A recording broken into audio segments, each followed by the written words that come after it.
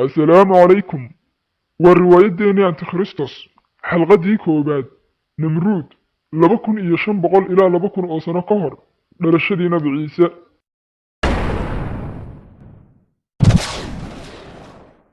وبابل ومقالدي وجوه الرئيسي ee adduunka laga dhiso waana boqortooyadii ugu horreysay ee uunka laga unko waa maalin dabaaldeg ah muuqaalka deegaanka iyo cimilada iyo dadka dabaaldegaya bilic saayida ayay usii sameeyaan magaalada xilliyadan oo kale dabaaldegaasna sababtiisu waxay ahayd wiil u dhashay boqorkii baabil ee oodaaj oo loo wanqalayay loona dabaaldegayey waxaa ku wareegayey maayaad ama dumar faalalowyaa oo gabadha faalisada ah ayay u yaqaaneen maaya haddii ay xoogaa hadallo cufan ah quruuruxiyaanna waxa hadlay moohiilkii ama faalalowgii ugu weynaa ee baabil waxa uuna yidhi maanta waxa aan ku sharfanahay aadamaha oo dhammina ay ku sharfan yihiin dhulkuna uu ku sharfan yahay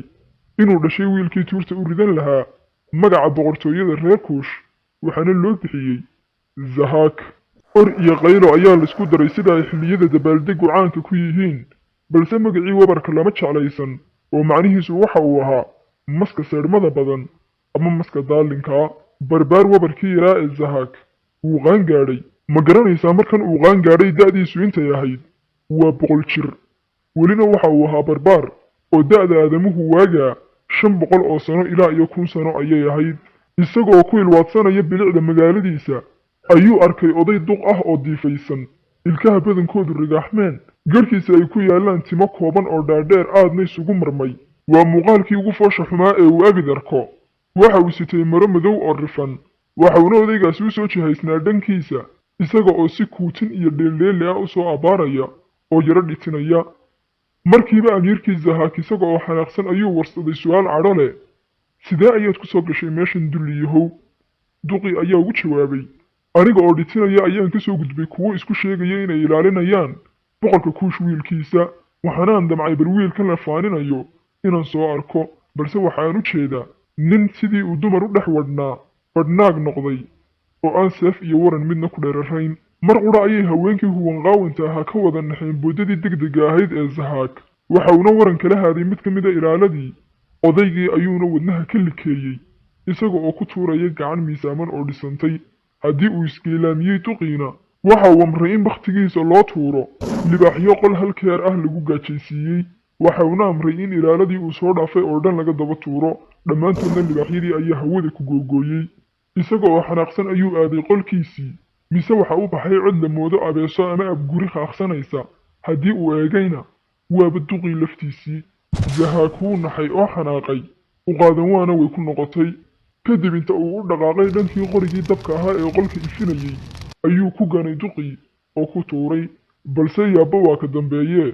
qorigii oo holcaya ayaa ka dhex baxay duqii soo yuubnaa jidhkiisa oo isaga oo aan wax olole ku reebin ayuu dhulka ku dhacay duqiina inta uu wejiga kab ka dhigay oo xanaaqay ayuu qorigii dhammaa ee holcayay hal mar ah oo uu eegay uu ku damiyey oo ku bakhtiyey waxa uu duqii soo qaaday qorigii oo uu dib u shiday kadib sikadiisa ayuuba duqii 2 duq u noqday haddana 3 duq ayuu usii noqday haddana 4 ilaa ay bateen oo qaarkood ay hawada duuleen mid walibana waxa uu siday qori holcaya zahaakna sidii uu gadaal ugu guranayay ayuu dabagedoomay oo dhacay mar qudha ayay duqaydii qoryihii wada laliyeen oo qolkii ku wada tuureen mise qolkiiba holcayaa isqabsaday zahaakna wuu baqayey balse waxa uu ku adkaysanayey inuu waxan soo hormaluugane aanu wax uu yahayba garanayn iska weeciyo oo iska caabiyo oo iska celiyo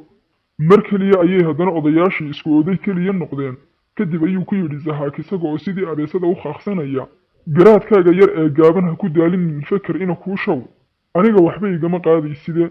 zahaak oo holicii hafiyey ayaa ku yidhi warniyow maxaad ahayd duqii waxaan ahay lucifer amiirka nuurka ee maalintii nuurka la abuuray holicii oogna ayaa sikadiisa u damay zahaakna waxa uu u maleeyey inay ismoodsiis ahayd oo aanu qolkuba gubanin duqii oo hawraarta sii wataana waxa uu ku yidhi adiga ayay nuurkayga iyo araggayguba ku doorteen aniga oo keliya ayaana ku gaadhsiin kara heer aad noqoto adduunka waxa dadku noolka ugu mudan uguna awoodda badan aniga oo qudha ayaadna ka baran kartaa siraha maaji aniga oo qudha ayaana ku mulkisiin karaa adduunka jinkiisa iyo insigiisa iyo kaydkiisa kansiyada ahba adiga oo qudha ayaa ku habboon inaad noqoto qabqablaha arladan adiga oo qura ayaa mudan inaad dadkan adhiga ah hoggaamiso haddii aad doonayso waxaas uu awoodo ah ee aan ciddida uskageeda inta la-ee kaa tusiyey iigu kaalay buurta dambaawanda agteeda qolada kaa soo horbixi doontana i weydii oo ku dheh lucifer aniga ayay ii kaa keenayaane kadib inta uu sii jeestay ayuuba baaba'ay wuu go'aansaday zahaak inuu u ambabaxo dhankii buurta wuuna fuliyey waa buurta dambaawand iyo habeen mugdi ah oo maagangooyo ah iyo wiil qurxoon oo gudaya isaga oo wareersan raadinayana cid ku soo baxda balse muxuu wax raadiyaa xataa ma awoodo inuu gacmihiisa si wanaagsan u arko mugdiga habeenka awgii marba dhagaxaanta buurta ayaa humaag aadame u samaynaya markii uu dhulkuna u dhaqdhaqaaqay ee uu baqay ayuu kor u qayliyey isaga oo leh duqiyow waanigan imi buurtii dambaawand ee xaggaad joogtaa wax dhawaaqa oo aan jabaq noqodka buuraha ahayna ma uu maqal mar qura ayuunbuu si himbiriirti ah u dheehday boqolaal indhood oo keligood mugdigaa ka dhex muuqanaya waxa ay ahaayeen indho aanu hore u aqoon oo argagax leh balse wax cabsi ahi maba ay gelin ee iyagii ayuuba si seeflaboodnimo ah u warsaday ahwi luciferkii isku sheegayey amiirka nuurku markaasay caadi isugu muujiyaan waaba boqol wax oo humaag aadame leh isagana ku wada maqan oo wada eegaya sitana maryo madmadow oo argagax muujinaya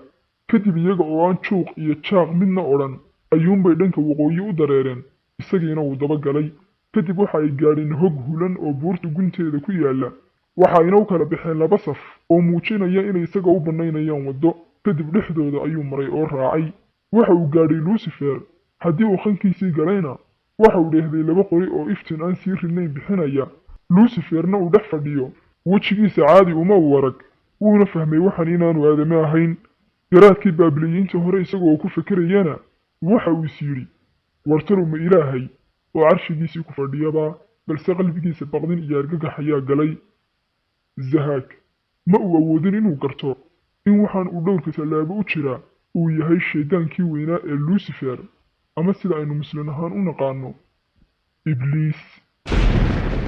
haddii uu in nabar ah ku jiray qolkii oo ay indhihiisu la qabsadeen iftiinkii yaraana waxa uu si aayar u arkay cajaa'ibta lucifer mise waa noole timaha dhakada ka baxay ay dhulka jiitamayaan dhaqdhaqaaqna aan lahayn oo aadan kala garanayn inaad hortiisa taagan tahay iyo inaad gadaal ka taagan tahay waxa uuna bilaabay lucifer inuu la sheekaysto zahaakow waxaan kaa soo doortay ragga adduunka ku dhaqan oo dhan inkasta oo aad nolol wanaagsan ku andacoonayso haddana waxa aad leedahay wadno geesi ah wadno dhintay oo aan baqan iyo naf caasinimadu ku beeran tahay zahaak oo baqagariirayaana waxa uu ugu jawaabay sabab maad aniga ii dooratay lucifer si aad u hanato aadamaha oo dhan si aad u noqoto aadamihii ugu horreeyey ee barta siraha maaji kadib inta uu yara hakiyey hadalkii lucifer ayuu si kedisa ugu yidhi balse waa inaanu qalbigaaga dhintay marinaa tijaabo sababta oo ah sirta maaji ee weyn haddii uu ruuxu in yar oo gefa ka galo deg deg ayuu dhimanayaa zahaak oo yaaban ayaa ku yidhi waa maxay siraha maaji ee aad ku hadaaqaysaa iyo tijaabadan lucifer ayaa ka jiidhay oo ku yidhi waa inaad i aragto waa inaad dhab ii aragto oo aadan gariirin haddii markaan wejigayga dhabtaa ku tuso ay ishaadu hal mar baqdin la limaqsato deg deg ayaan kuu dilayaa haddiise aad i aragto oo aadan kurban siraha maaji adiga oo keliya ayuunbaa xaq u leh adiga ayayna aadamaha oo dhammi kuu hoganayaan zahaak bal ismuuji waayahee mar qura ayay wejigii lucifer timihii ka faydmeen si simanna wuu u fadhiistay wuuna ismuujiyey zahaakna waxa uu markaa arkayey wejigii adduunka ugu argagaxa badnaa uguna foosha xumaa wuu naxay oo dhidid shax ka soo yidhi wadnuhuna hoos ayuu u go'ay balse waxa uu isku mashquuliyey meelihii quruxda badnaa ee uu hore u soo arkay si uu isaga yareeyo naxdinta haddii uu in badan cagaha dhulka ku xijinayay oo isadkaynayeyna mar dambe ayuu ku yidhi isaga oo istiilaya warniya u foolxumidaa